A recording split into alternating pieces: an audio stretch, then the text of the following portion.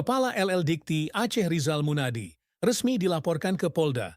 Pelaporan dilakukan pendiri Unaya, Rusli Bintang, melalui kuasa hukumnya Fajri SH, Kamis, 8 Mei 2025, di Banda Aceh. Rusli Bintang dalam keterangannya usai pelaporan itu mengatakan bahwa Rizal Munadi dalam kapasitasnya sebagai Kepala LL Dikti Aceh dinilai pihaknya telah melakukan tindakan-tindakan yang sebabkan kekacauan di kampus Unaya. Ada motif jahat Rizal Munadi yang merugikan akademik dan sebabkan kekacauan di kampus Unaya, katanya.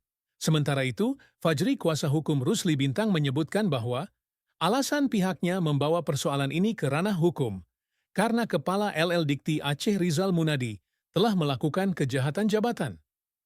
Pelaporan Kepala LL Dikti Wilayah 13 Aceh cukup beralasan secara hukum, katanya. Ancaman hukumannya adalah penjara 2 tahun 8 bulan, tambah lagi.